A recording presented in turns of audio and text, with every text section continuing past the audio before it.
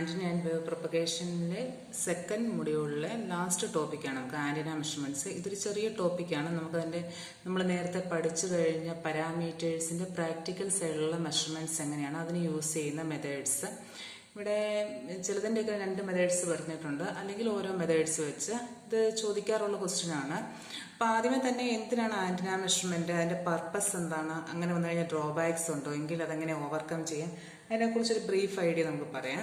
അപ്പോൾ പർപ്പസ് എന്ന് പറഞ്ഞു കഴിഞ്ഞാൽ നമുക്കറിയാം ആന്റിന നമുക്കൊന്ന് ഡിസൈൻ ചെയ്യാൻ വേണ്ടിയാണ്. Antenna measurement to verify the design നമുക്ക് എടുക്കാൻ വേണ്ടി പറ്റും. അതുപോലെ തന്നെ അതിന്റെ ക്വാളിറ്റി, നമുക്ക് എപ്പോഴും ആന്റിനയുടെ ക്വാളിറ്റി ഇമ്പോർട്ടൻ്റ് ആണ്. അതുപോലെ ലീക്കേജ്, നമുക്ക് മിസ്മാച്ചസ് ഉണ്ടാകാം, അല്ലെങ്കിൽ നമ്മുടെ ഇൻഫർമേഷൻസിന് ലോസ് ഉണ്ടാകാം.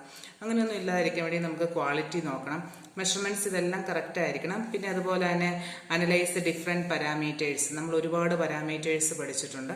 അതിൻ്റെ എല്ലാം analysis to find the analytical and statistical errors. ഏറ്റവും important to indicate the actual performance of an antenna. ഇത്രയും കാര്യങ്ങളാണ് മെയിനായിട്ട് നമ്മൾ പർപ്പസ് ഓഫ് ആന്റിന മെഷർമെന്റ്സിനാണ് നമ്മൾ പഠിക്കുന്നത്. 5 പോയിന്റാണ് നമുക്കിവിടെ ഉള്ളത്. ഇനി അതുപോലെ തന്നെ ഡ്രോബാക്സ് ഉണ്ടായിരിക്കും. എന്താ ഡ്രോബാക്സ് എന്നൊക്കെ ചോദിച്ചു കഴിഞ്ഞാൽ നമുക്ക് പറയാം ടൈം കൺസ്യൂമിങ് ആയിരിക്കും. അതുപോലെ തന്നെ അതിന്റെ എക്യുപ്മെന്റ്സ്, നമ്മൾ നേരത്തെ തൊട്ടേ അറിയാം ആന്റിനയുടെ മൈക്രോവേവ് അതുപോലുള്ള എക്യുപ്മെന്റ്സ് ഭയങ്കര എക്സ്പെൻസീവ് ആണ്.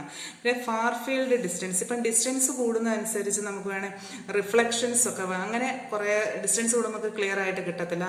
അതുകൊണ്ട് ചിലപ്പോൾ നമ്മുടെ മെഷർമെന്റ്സ് ഒന്ന് ആക്യുറേറ്റ് ആകാൻ വേണ്ടി ചാൻസ് ഇല്ല.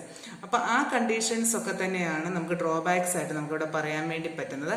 ഇപ്പൊ ഡ്രോബാക്സ് എന്ന് പറയുമ്പോഴത്തേക്ക് നമ്മൾ പറഞ്ഞു എക്സ്പെൻസീവ് ആണ്, അതുപോലെ തന്നെ ഫാർ ഫീൽഡ് എഫക്റ്റ് നമുക്ക് ബുദ്ധിമുട്ടാണ്. ഫാർ ഫീൽഡ് ഡിസ്റ്റൻസ്, പിന്നെ അതുപോലെ തന്നെ അതിന് ആക്യുറൻസിയുടെ കാര്യം നമുക്ക് പറയാം. ഇതെല്ലാം ഡ്രോബാക്സിനകത്താണ്. ഗ്രൗണ്ട് റിഫ്ലക്ഷൻസ് വരാൻ ചാൻസസ് ഉണ്ട്. അല്ലെങ്കിൽ നമ്മളിപ്പം ഏതെങ്കിലും ഒരു അവിടെ വലിയ ബിൽഡിംഗ് ഉണ്ടെങ്കിൽ, അല്ലെങ്കിൽ ഏതെങ്കിലും മരങ്ങളുണ്ടെങ്കിൽ, ഇതൊക്കെയാണെങ്കിൽ നമുക്ക് റിഫ്ലക്ഷൻസ് വരാം. ലൈൻ ഓഫ് സൈറ്റ്, അതുപോലെ തന്നെ നോൺ ലൈൻ ഓഫ് സൈറ്റ്, അങ്ങനെ കുറച്ച് കാര്യങ്ങളൊക്കെ വരാം. അപ്പം അതെല്ലാം നമുക്ക് അവോയ്ഡ് ചെയ്യാൻ വേണ്ടി കുറച്ച് ഡ്രോബാക്സ് നമുക്ക് ഓവർകം ചെയ്യാൻ വേണ്ടിയുള്ള മെത്തേഡ് ഉണ്ട്. നമുക്ക് സ്കെയിൽ മോഡൽ മെഷർമെന്റ്സ് എടുക്കാം. നമുക്ക് ചെറിയ സ്കെയിൽ മോഡൽ മെഷർമെന്റ്സ്, അതേപോലെ ഓട്ടോമേറ്റഡ് എക്യുപ്മെന്റ്സ് എടുക്കാം, കമ്പ്യൂട്ടറൈസ്ഡ് ടെക്നിക്സ് യൂസ് ചെയ്യാം. ഇങ്ങനെയൊക്കെ കൊണ്ട് നമുക്ക് ഡ്രോബാക്സിനെ ഒരു പരിധി വരെ നമുക്ക് ഓവർകം ചെയ്യാൻ വേണ്ടി പറ്റും.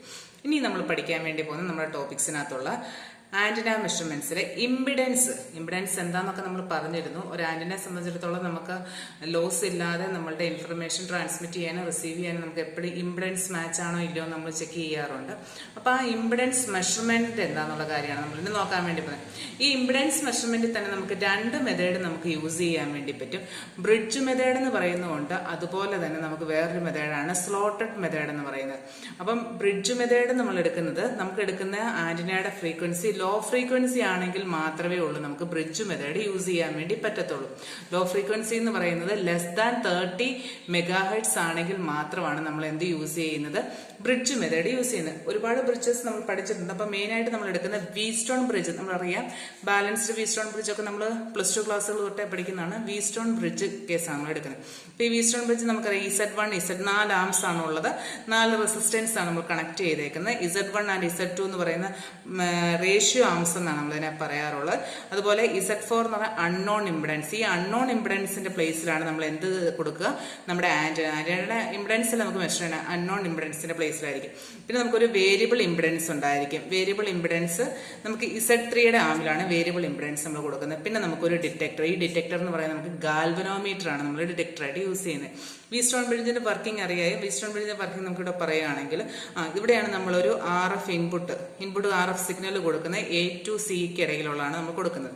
അപ്പം നമ്മൾ ആദ്യമേ തന്നെ നമുക്ക് വേരിയബിൾ ഇമ്പിഡൻസ് അഡ്ജസ്റ്റ് ചെയ്ത് ഓരോ ആമിലും ഉള്ള നമുക്ക് ഡിറ്റക്ട് ചെയ്ത് നോക്കുകയാണ്. അപ്പൊ വേരിയബിൾ ഇപ്പൊ ഇവിടെ Z1 Z2 എന്ന് പറഞ്ഞാൽ ഫിക്സ്ഡ് ആയിട്ട് നമ്മൾ വെച്ചേക്കുവാണ്. ഇവിടെ നമുക്ക് അറിയാൻ വയ്യാത്ത ഒരു അൺനോൺ ഇമ്പിഡൻസ് ഉണ്ട്, ഇവിടെ വേരിയബിൾ. അപ്പം വേരിയബിൾ ഇമ്പിഡൻസിലെ ഇമ്പിഡൻസ് നമ്മൾ ചേഞ്ച് ചെയ്തിട്ട് നമ്മുടെ ഈ ഡിറ്റക്ടറിനകത്ത് ഡിറ്റക്ട് ചെയ്യുക. അതായത് നമുക്ക് അതിനകത്ത് ഓരോ ഇൻഡിക്കേഷൻ കാണിക്കും എത്രയാണെന്നുള്ളത്. ഇത് എവിടെയാണോ നള്ളായി കാണിക്കുന്നത്, അതായത് ഈ ഇൻഡിക്കേറ്ററിന് യാതൊരു ചേഞ്ച് ഇല്ലാതെ 0 എന്നുള്ളൊരു പൊസിഷനിൽ എത്തുമ്പോൾ അതിന്റെ മീനിങ് ഈ ഒരു ബ്രിഡ്ജ് എന്ന് പറയുന്ന ബാലൻസ്ഡ് കണ്ടീഷനിലായെന്നാണ്. അപ്പൊ നമുക്ക് വീസ്റ്റോൺ ബ്രിഡ്ജ് ബാലൻസ്ഡ് കണ്ടീഷൻ ആണെങ്കിൽ നമുക്കൊരു ഇക്വേഷൻ നമുക്ക് അറിയാൻ വേണ്ടി പറ്റും. റേഷ്യോ ഇക്വേഷൻ നമ്മൾ പഠിച്ചിട്ടുണ്ട്. എന്താണ് ആ balanced equation? Z1 divide by Z2 = Z4 divide by Z3. ഇതാണ് ബാലൻസ്ഡ് കണ്ടീഷൻ. ഗാൽവനോമീറ്റർ 0 നമ്മളിവിടെ കാണുമ്പോഴത്തേക്കും നമുക്കറിയാം നമുക്ക് ബാലൻസ്ഡ് കണ്ടീഷൻ ആണെങ്കിൽ അപ്പോൾ ബാലൻസ്ഡ് കണ്ടീഷൻ ഇക്വേഷൻ എഴുതാം. ഇതിനകത്ത് 3 എണ്ണം നമ്മൾ, അപ്പോൾ ഇത് ബാലൻസ്ഡ് കണ്ടീഷൻ ആണെങ്കിൽ നമ്മൾ വേരിയബിളിൽ ഒരു ഇമ്പിഡൻസ് എത്തുമ്പോഴത്തേക്കായിരിക്കും ഈ ബാലൻസ്ഡ് കണ്ടീഷൻ ആകുന്നത്. അപ്പോൾ നമുക്ക് ഈ 3 ഇമ്പിഡൻസിന്റെ വാല്യൂ അറിയാം. നാലാമത് നമ്മൾ കൊടുത്തത് നമ്മുടെ ആന്റിനയാണ്. അപ്പോൾ ആന്റിനയുടെ ഇമ്പിഡൻസ് നമുക്ക് Z1 Z3 divide by Z2 എന്നുള്ള രീതിയിൽ കണ്ടുപിടിക്കാം. Z1 Z2 നമ്മൾ പറയുന്നവരാണ് റേഷ്യോ ആംസ് എന്നാണ് പറയുന്നത്. ഇപ്പൊ നമ്മൾ നേരത്തെ പറഞ്ഞു ഇതെന്ന് പറഞ്ഞാൽ ലോ ഫ്രീക്വൻസി കേസിലാണ് നമ്മളിവിടെ പറയുക. ഇനി നമുക്ക് ഹൈ ഫ്രീക്വൻസിയുടെ വരാം. ഹൈ ഫ്രീക്വൻസി എന്ന് പറയുമ്പോഴത്തേക്ക് ഏകദേശം ഗ്രേറ്റർ ദാൻ 1000 മെഗാഹെർട്സ് വരെ 1000 മെഗാഹെർട്സ് വരെ അതിന് മുകളിലുള്ള ഫ്രീക്വൻസിയിലുള്ളതാണെങ്കിൽ നമുക്ക് ആന്റിന മെഷർമെന്റ് ഇമ്പിഡൻസ് മെഷർമെന്റിന് നമ്മൾ യൂസ് ചെയ്യുന്ന അടുത്ത ടെക്നിക്കാണ് സ്ലോട്ടഡ് ലൈൻ മെത്തേഡ് എന്നാണ് നമ്മൾ അതിനെ പറയുക. അപ്പോൾ സ്ലോട്ടഡ് ലൈൻ മെത്തേഡ്സ് എന്ന് പറഞ്ഞാൽ നമ്മൾ EMT എന്നുള്ള പോർഷനകത്തൊക്കെ നമ്മൾ പഠിച്ചിട്ടുണ്ടായിരിക്കും സ്ലോട്ടഡ് ലൈൻ എന്ന് പറയുന്നൊരു കേസ്. അപ്പോൾ സ്ലോട്ടഡ് ലൈൻ മെത്തേഡ്സിനകത്ത് നമ്മളിവിടെ എടുക്കുന്നത് എങ്ങനെയാണെന്ന് ചോദിച്ചു കഴിഞ്ഞാൽ ഇതാണ് നമുക്ക് അതിന്റെ സെറ്റപ്പ് നമ്മൾ ചെയ്യാറുള്ളത്. സ്ലോട്ടഡ് ലൈനിന്റെ കേസിൽ വരുമ്പോഴത്തേക്കും ഒരു മോഡുലേറ്റഡ് സിഗ്നൽ സോഴ്സ് ഉണ്ടായിരിക്കും, ഒരു ലോ പാസ് ഫിൽറ്റർ നമ്മൾ കണക്ട് ചെയ്ത് modulated signal source, low pass, slotted line. അപ്പോൾ ഈ സ്ലോട്ടഡ് ലൈൻ എന്ന് പറഞ്ഞൊരു കേസ് നമ്മൾ പറയുന്നതെന്ന് വെച്ച് കഴിഞ്ഞാൽ ഒരു വേവ് ഗൈഡ് നമ്മൾ സാധാരണ രീതിയിൽ പറയുന്ന പോലെ ഒരു വേവ് ഗൈഡ്, ഒരു ഓപ്പണിന്റെ ഒരു വേവ് ഗൈഡ് കൊടുത്തേക്ക് ഇതിന്റെ മുകളിൽ നമ്മളൊരു പോർട്ടബിൾ നമ്മളൊരു മൂവ് ചെയ്യാൻ വേണ്ടി പറ്റുന്ന ഒരു പ്രോബ് നമ്മളിവിടെ ഇങ്ങനെ കണക്ട് ചെയ്തേക്കുന്നത്. അപ്പൊ ഇത് മൂവ് ചെയ്യാൻ വേണ്ടി പറ്റും. അപ്പൊ ഇതിനകത്തുള്ള വേവ് ഗൈഡിന്റെ SWR വാല്യൂസ് നമുക്ക് ഇവിടുന്ന് റെക്കോർഡ് ചെയ്യാൻ വേണ്ടി പറ്റും. ഈ പ്രോബ് വഴി നമുക്ക് റെക്കോർഡ് ചെയ്യാൻ വേണ്ടി പറ്റും. ഇവിടെ ലോഡായിട്ട് നമ്മൾ വെച്ചേക്കുന്ന ഒരു അൺനോൺ ആയിട്ടുള്ള ഇമ്പിഡൻസ് ആണ്. ഇവിടെ നമ്മൾ ആന്റിന നമ്മളിവിടെ കണക്ട് ചെയ്തേക്കുമെന്ന് വിചാരിച്ചു. അപ്പോൾ ഒരു ആന്റിന കണക്ട് ചെയ്യുമ്പോൾ അൺനോൺ ആയിട്ട് ഒരു ആന്റിന നമ്മളിവിടെ കണക്ട് ചെയ്യുക, അൺനോൺ ഇമ്പിഡൻസ് ഉള്ള ഒരു ആന്റിന കണക്ട് ചെയ്യാം. അപ്പോൾ തന്നെ നമുക്ക് അറിയാൻ വേണ്ടി പറ്റും രണ്ട് ഇമ്പിഡൻസ് നമുക്ക് കറക്റ്റ് ആയിട്ട് അല്ലെങ്കിൽ മിസ്മാച്ചിങ് ഉണ്ടാകാൻ വേണ്ടി ചാൻസസ്. മിസ്മാച്ചിങ് വരുമ്പോഴത്തേക്ക് എന്ത് സംഭവിക്കും?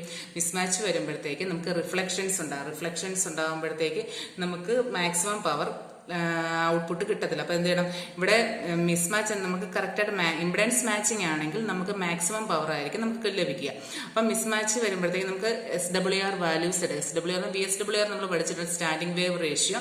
അപ്പൊ സ്റ്റാൻഡിംഗ് വേവ് റേഷ്യോസ് എന്ന് പറഞ്ഞു കഴിയുമ്പോൾ നമുക്ക് ഈ വരുന്ന മിസ്മാച്ചിങ്, അതായത് നമ്മൾ കൊടുത്തേക്കുന്ന അൺനോണും ഓൾറെഡി ഉള്ളത് തമ്മിലുള്ള മിസ്മാച്ചിങ് നമുക്കിവിടെ ഇമ്പിഡൻസ് അതായത് Z0യും ZL തമ്മിൽ നമുക്ക് മിസ്മാച്ചിങ് വരുവാണെന്നാണ് പറയുന്നത്. അപ്പൊ മിസ്മാച്ചിങ് വരുമ്പോൾ റിഫ്ലക്ഷൻസ് ഉണ്ടാകും. അപ്പൊ ആ റിഫ്ലക്ഷൻസ് വേവും നമ്മുടെ ഇൻസിഡന്റ് വേവും കൂടെ നമുക്ക് സൂപ്പർ ഇമ്പോസ് ചെയ്ത് വരുന്നതാണ് നമുക്ക് സ്റ്റാൻഡിംഗ് വേവ്. ഓൾറെഡി നമ്മൾ പറഞ്ഞത്. അപ്പൊ നമുക്ക് അവിടെ നിന്ന് എന്ത് കാണാം? VSWR കണ്ടുപിടിക്കാൻ വേണ്ടി പറ്റും. അപ്പൊ ഈ AUT എന്ന് കൊടുത്തേക്കുന്നത് നമുക്ക് എവിടെ ഏത് ആന്റിനയാണോ, അതായത് നമ്മളിവിടെ ലോഡായിട്ട് കൊടുക്കത്തില്ല, അതാണ് നമ്മളിവിടെ കൊടുത്തേക്കുന്നത്. AUT എന്ന് പറഞ്ഞാൽ ആന്റിന അണ്ടർ ടെസ്റ്റ് എന്നാണ് നമ്മളിവിടെ പറയുക. അപ്പൊ സ്ലോട്ടഡ് ലൈനിൽ നമുക്ക് ആ VSWR വാല്യൂസ് എടുക്കാൻ വേണ്ടി പറ്റും, അത് ഡിറ്റക്ട് ചെയ്യാം. അതുപോലെ ഇൻഡിക്കേറ്റർ വഴി നമുക്ക് അറിയാൻ വേണ്ടി പറ്റും. VSWR കിട്ടിക്കഴിഞ്ഞാൽ നമുക്ക് കാൽക്കുലേഷൻ എഴുതാം. VSWR എന്ന് പറഞ്ഞാൽ Vmax ഡിവൈഡ് ബൈ Vmin എന്നാണ്. അതായത് Vmax എന്ന് പറഞ്ഞു കഴിഞ്ഞാൽ incident voltage plus reflected wave divide by incident minus reflected എന്നാണ് വരിക. അപ്പൊ ഇൻസിഡന്റ് റിഫ്ലക്റ്റഡ് വാല്യൂസിന്റെ റേഷ്യോ ആണ് നമ്മൾ റിഫ്ലക്ഷൻ കോയിഫിഷ്യന്റ് K ആയിട്ട് നമ്മളിവിടെ എഴുതുന്നത്. റിഫ്ലക്ഷൻ കോയിഫിഷ്യന്റ് K എന്ന് പറയുന്നത് നമ്മൾ എന്താ എടുക്കുന്നത്? VR ഡിവൈഡഡ് ബൈ VI എന്നാണ് എടുക്കുന്നത്. നമ്മൾ പഠിച്ചിട്ടുണ്ട് VR ഡിവൈഡ് ബൈ VI എന്ന് പറയുന്നത് റിഫ്ലക്ഷൻ കോയിഫിഷ്യന്റ് ആണ്. Reflection coefficient VSWR minus reflection coefficient is equal to VSWR minus 1 divided by VSWR plus 1 എന്നാണ് നമ്മൾ എടുക്കുക. അപ്പൊ നമുക്ക് ഇത് ഇൻഡിക്കേറ്റർ ഡിറ്റക്ട് ചെയ്തു. അപ്പൊ ഇൻഡിക്കേറ്റർ VSWRന്റെ വാല്യൂ കിട്ടി. അവിടെ നമുക്ക് റിഫ്ലക്ഷൻ കോയിഫിഷ്യന്റെ വാല്യൂ കിട്ടി. നമുക്ക് എന്താണ് കണ്ടുപിടിക്കേണ്ടത്? ZL അല്ലേ, അതായത് അൺനോൺ ആയിട്ടുള്ള ആന്റിനയുടെ ഇമ്പിഡൻസ് അത് തന്നെ ഇമ്പിഡൻസ് വാല്യൂ നമ്മൾ മെഷർ ചെയ്യാൻ വേണ്ടിയാണ് നമ്മൾ ഇവിടെ എടുക്കുന്നത്. അപ്പൊ നമുക്ക് എന്ത് കിട്ടി? ZL ഫൈൻഡ് ചെയ്യാനുള്ള equation ZL is equal to Z0 into 1 plus K divided by 1 minus K. അപ്പൊ ഇത് ഹൈ ഫ്രീക്വൻസി ആയിട്ടുള്ള ഗ്രേറ്റർ ദാൻ 1000 മെഗാഹെർട്സ് വരെ ഉള്ള ഇതിനാണ് നമുക്ക് എന്ത് ചെയ്യാൻ വേണ്ടി പറ്റും? സ്ലോട്ടർ ലൈൻ മെത്തേഡ്സ് നമുക്ക് യൂസ് ചെയ്യാൻ വേണ്ടി പറ്റുന്നത്. ഇനിയിപ്പോ സ്ലോട്ടർ ലൈൻ മെത്തേഡ്സ് അല്ലാതെ അപ്പൊ നമുക്ക് 1000നും 30ക്കും ഇടയ്ക്കാണ്. നമ്മൾ നേരത്തെ പറഞ്ഞ ലെസ് ദാൻ 30 ആണ് നമ്മൾ ബ്രിഡ്ജ് മെത്തേഡാണ്. 1000നും 30ക്കും ഇടയിലാണെങ്കിൽ നമുക്ക് ഈ രണ്ട് മെത്തേഡ്സിൽ ഏത് വേണേലും നമുക്ക് യൂസ് ചെയ്യാൻ വേണ്ടി പറ്റും. ഇനിയിപ്പോൾ അടുത്തെന്ന് പറഞ്ഞു കഴിഞ്ഞാൽ അടുത്ത മെഷർമെന്റ് നമ്മൾ പഠിക്കാൻ വേണ്ടിയുള്ളത് റേഡിയേഷൻ പാറ്റേൺ മെഷർമെന്റ് ആണ്. അപ്പൊ നമുക്ക് റേഡിയേഷൻ എന്താന്നൊക്കെ നമ്മൾ ഫസ്റ്റ് മൊഡ്യൂൾ പാരാമീറ്ററിന്റെ കേസ് നമ്മൾ പഠിച്ചതാണ്. സെക്കൻഡ് ആണ് നമ്മൾ പഠിക്കാൻ വേണ്ടിയുള്ള റേഡിയേഷൻ പാറ്റേൺ.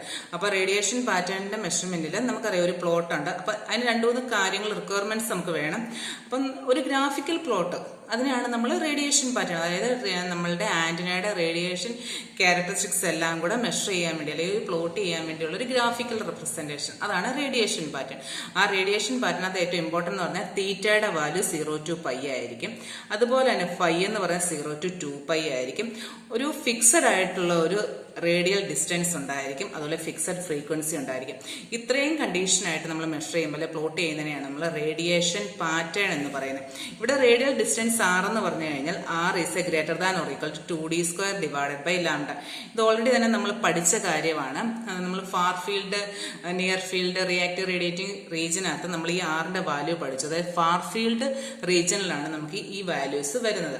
ഈ കണ്ടീഷൻസ് എല്ലാം സാറ്റിസ്ഫൈ ചെയ്ത് നമുക്ക് റേഡിയേഷൻ പാറ്റേൺ പ്ലോട്ട് നമുക്ക് ചെയ്യാൻ വേണ്ടി പറ്റും.